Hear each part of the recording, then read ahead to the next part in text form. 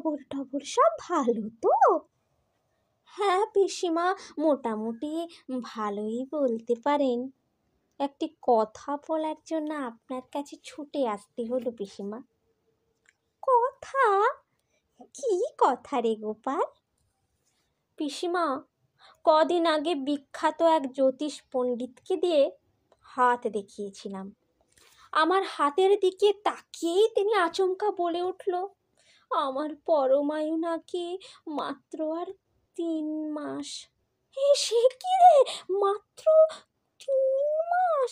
তবে আর বলছি কি পিসিমা, ওই নিয়ে আমার কোনো মাথা ব্যথা নেই। জন্মেছি যখন, আজ না হোক কাল মরতেই হবে। কিন্তু একটি কথা পিসিমা, কদিন ধরেই আমার খুবই ইচ্ছা আপনার পাতের একটু প্রসাদ খাই, কিন্তু কাজের ঝামেলায় আজ আর কাল কাল করে আশাই হচ্ছে না। মরার আগে শেষ ইচ্ছাটিকু পূরণ না করলে। সে কি রে গোপাল, আমার পাতের প্রসাদ খাবি? হে আর বড় কথা কি? তাছাড়া তোর যখন এমন একটি বাসনা হয়েছে, কবে আসবি বল? পিসিমা, আমার রোজই সুবিধা, আপনি কবে আসতে বলছেন? তা বাবা, আগামীকালই হতে পারে, চলে আসবি। গোপালের মুখে হাসি ফুটল। আসলে মৃত্যু পথযাত্রী বলেই বিধবা পিসিমার মন এত তাড়াতাড়ি ভিজে গেল।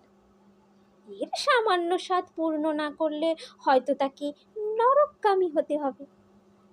পিসি আমতা আমতা করে বললেন, গোপাল, আমি বিধবা মানুষ, নিরামিষ ভোজী। তোর কি ওসব ভালো লাগবে? ভাবছি।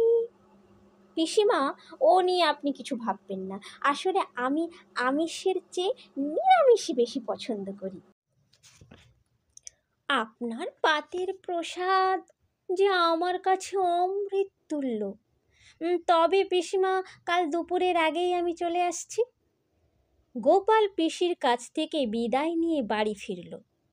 পরদিন দুপুরের আগে গোপাল এক মুঠো কুচো চিংড়ি ভেজে কাগজে মুড়িয়ে ফতুয়ার পকেটে নিয়ে পিসির বাড়ি হাজির হলো। গোপাল ইচ্ছা প্রকাশ করেছে পিসির এঁটো পাতেই খাবে।